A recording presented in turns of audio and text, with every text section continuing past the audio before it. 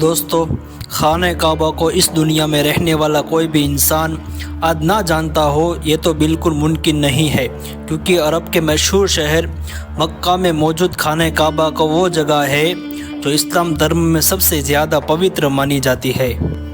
سال میں ایک مرتبہ دنیا بھر کے لاکھوں مسلمان حج کرنے کے ارادے سے اس خانہ کعبہ کی زیارت کرنے جاتے ہیں، اور سال میں کوئی ایسا دن نہیں گزرا کہ خانہ کعبہ میں ہزاروں مسلمان موجود نہ ہو۔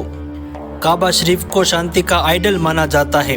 آپ کو جان کر حیرانی ہوگی کہ کعبہ شریف دنیا کا ایک لوتی ایسی جگہ ہے جہاں پر بے وجہ تو دور بلکہ اگر آپ کی کسی کے ساتھ جنگ بھی ہو رہی ہو تو آپ کو ہتھیار اٹھانے کی اجازت نہیں ہے۔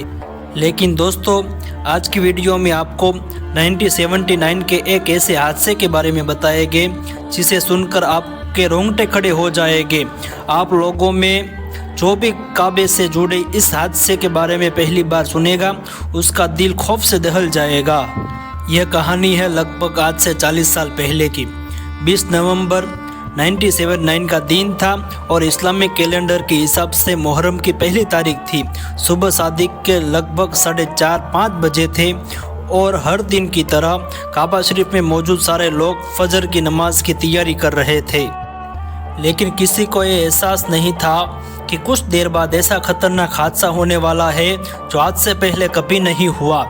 فجر کی نماز میں کعبہ شریف کے امام صاحب نے سلام پھیرا، ویسے ہی آگے کی لائن میں بیٹھے کچھ لوگ اپنے ہتھیار لے کر کھڑے ہو گئے اور انہوں نے کعبہ شریف میں موجود سارے لوگوں کو قیدی بنا لیا۔ اس وقت کعبہ شریف کے اندر ہزاروں لوگ نماز ادا کر رہے تھے۔ سارے لوگوں کو ہتھیاروں کے بل پر قیدی بنا لیا گیا۔ اس گروپ کے لیڈر کا نام جوہیمین العتیبی تھا۔ اس گروپ کے لیڈر نے سب سے پہلے کعبہ کے امام کے ہاتھ سے مائک چھینا اور بولنا شروع کر دیا۔ اس انسان نے کعبے میں موجود لوگوں سے کہا، لوگوں، ہم سبھی جانتے ہیں کہ قیامت بالکل قریب ہے اور ہم ایسے دور میں جی رہے ہیں کہ جب ظلم کا بول بالا ہے، اور ہمارے نبی کا فرمان ہے قیامت سے پہلے ایسے ظلم کے دور میں اللہ کا ایک نیک بندہ پیدا ہوگا جسے ہم سب امام مہدی کے نام سے جانتے ہیں۔ حضرت امام مہدی پوری دنیا میں امن پھیلائیں گے اور ظلم کو ختم کریں گے، اور خوش قسمتی ہے ہم سبھی کے لیے کہ حضرت امام مہدی آ چکے ہیں اور ہم سب لوگ کے بیچ میں موجود ہے۔ اس کے بعد العتیبی نے دوسرے بندے کو مائک پر بلایا جس کا نام محمد القحطانی تھا، اور اس کی طرف اشارہ کر کہتے ہوئے لوگوں سے کہا کہ لوگوں، یہی ہے ہمارے نئے خلیفہ یعنی حضرت امام مہدی علیہ السلام، جو اس دنیا کو ظلم سے بچائیں گے اور امن پھیلائیں گے۔ اس وقت کعبہ شریف میں ہزاروں لوگ ایسے بھی تھے جو غیر عربی تھے، یعنی ان کے دیش میں عربی زبان نہیں بولی جاتی تھی، اور دوسری طرف ان دہشت گردوں کے ماسٹر مائنڈ نے جو امام مہدی کا اعلان کیا تھا وہ عربی زبان میں کیا تھا، اس لیے زیادہ تر لوگ اس کی بات کو سمجھ نہیں پائے۔ لیکن کچھ لوگ جو عربی جانتے تھے وہ لوگ بات کو سمجھ گئے تھے۔ وہ لوگ بھی پریشان ہو گئے کہ وہ لوگ نہیں سمجھ پا رہے تھے کہ کیا سچ میں وہی امام مہدی ہے کہ جس نے آنے کی خبر ہمارے نبی صلی اللہ تعالیٰ علیہ وسلم نے دی ہے، یا یہ کوئی جھوٹا آدمی ہے۔ کچھ لوگوں نے باہر بھاگنے کی بھی کوشش کی، لیکن وہ سارے لوگ ناکامیاب رہے کیونکہ باہر جانے کے سارے راستے بند کر دیے گئے تھے اور سارے دروازوں پر بندوق لیے لوگ کھڑے تھے۔ محمد القحطانی جو اپنے آپ کو امام مہدی بتا رہا تھا اور جوہیمین العتیبی کا رشتے میں بہنوئی لگتا تھا، وہی عتیبی جو اس حملے کا ماسٹر مائنڈ تھا، وہ نجد کے ایک قبیلے بدو سے تعلق رکھتا تھا۔ اس کا خاندان بھی عرب میں ایک طاقتور خاندان مانا جاتا تھا۔ اس کی وجہ یہ تھی کہ کسی دور میں اس کے باپ دادا ابن سعود کے بڑے قریبی رہے تھے۔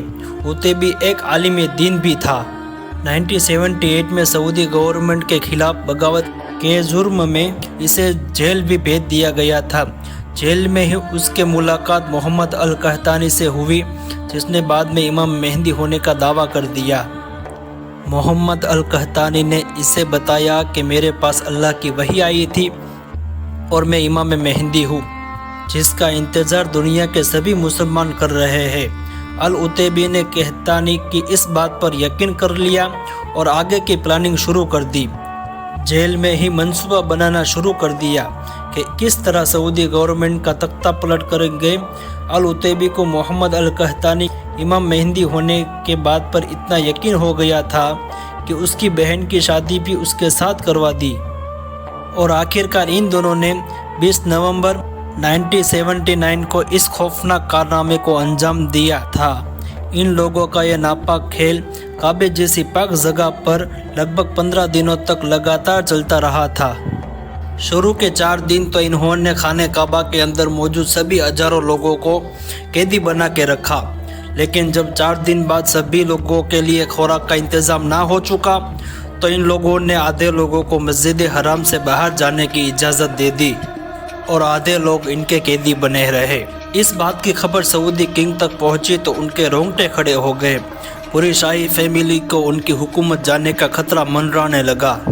ये दहशतगर्द लोग माइक में सऊदी गवर्नमेंट से ये मांग रहे थे कि सऊदी गवर्नमेंट सबसे पहले सभी यूरोपियन कंट्री को तेल भेजना बंद करे, सारे यूरोपियन देशों से अपने ताल्लुकात ख़त्म कर ले, साथ ही साथ उनके सारे कानून को ख़त्म कर दिया जाए जो यूरोपियन कंट्री को देखकर बनाए गए थे, और फिर से सऊदी पर इस्लामिक कानून लागू किया जाए। और सऊदी गवर्नमेंट से टीवी को भी बैन करने की मांग की थी। इतिहास के वो खौफनाक 15 दिन थे कि खाना काबा का तवाफ बंद कर दिया गया था, मस्जिद में किसी को जाने की इजाज़त नहीं थी। साथ ही साथ इस्लामिक दुनिया में भी जगह जगह पर प्रदर्शन होना शुरू हो गए थे। धीरे धीरे सऊदी गवर्नमेंट पर प्रेशर बढ़ रहा था। सऊदी गवर्नमेंट ने इस मुसीबत से पीछा छुड़ाने के लिए सबसे पहले अपने कुछ स्पेशल कमांडो को भेजा और सारे लोग भी नाकाम रहे, क्योंकि वजह यह थी कि अल उतैबी के ज़्यादातर लोग मस्जिद हराम के तहखानों में छुपे हुए थे और काबे शरीफ तक पहुंचने का सिर्फ एक रास्ता था। लिहाजा जो भी सऊदी कमांडो आगे बढ़ने की कोशिश किया करते थे उसे ये लोग गोली मार दिया करते थे। इसके अलावा काबे शरीफ के अदब की वजह से सऊदी गवर्नमेंट कोई बड़ा कदम भी नहीं ले सकती थी। सऊदी को हर कदम बड़े सोच समझ कर उठाना था, क्योंकि अंदर बहुत से बूढ़े, बच्चे और औरतें मौजूद थी। दोस्तों, उस दौर में सऊदी और फ्रांस के रिश्ते भी बहुत अच्छे थे। सऊदी ने सबसे पहले फ्रांस की मदद मांगी और फ्रांस ने फ़ौरन अपनी एक स्पेशल टुकड़ी रवाना कर दी। फ्रांस के साथ साथ सऊदी ने इस मुसीबत से बचने के लिए पाकिस्तान से भी मदद मांगी थी, लिहाजा पाकिस्तान से भी एक स्पेशल टुकड़ी रवाना की गई। फ्रांस उस स्पेशल टुकड़ी ने अल उतैबी के लोगों से टक्कर तो बहुत ली, लेकिन क्योंकि गैर मुसलमान को काबे के अंदर दाखिल होने की इजाज़त नहीं थी, इसलिए वो लोग कब्ज़ा छुड़ाने में नाकाम रहे। आखिरकार 4 दिसंबर को सऊदी के स्पेशल कमांडो पाकिस्तान आर्मी की मदद से इस बगावत को कुचलने में कामयाब हो गए थे। बताया जाता है कि पाकिस्तान आर्मी ने सभी तहखानों में पानी छोड़ दिया था और उस पानी में बिजली के तारों को डाल दिया था। इसकी वजह से वो लोग बाहर आ गए। बहुत सारे टायरों को भी जलाया गया था। उसके धुएं की वजह से धुएं को वो लोग बर्दाश्त न कर सके और बाहर आ गए, और बाहर आते ही सारे लोगों को गिरफ्तार कर लिया गया और कुछ दिन बाद उन सबके सामने उनके सर को कलम कर दिया गया, यानी उनके सर को उड़ा दिया गया, क्योंकि फ्यूचर में कोई भी इंसान खाना काबा में ऐसी घिनौनी हरकत ना कर सके। इन 15 दिनों में इन दहशतगर्दों के साथ साथ सैकड़ों बेगुनाह लोग ऐसे थे जो अपनी जान गंवा बैठे। वह मोहम्मद अल कहतानी नाम का गुंडा जो अपने आप को इमाम मेहंदी बता रहा था, वो भी इस ऑपरेशन में मारा गया। इस वीडियो को हम यहीं पर ख़त्म करते हैं। वीडियो पसंद आने पर लाइक करें और अपने फ्रेंड के साथ भी शेयर करें।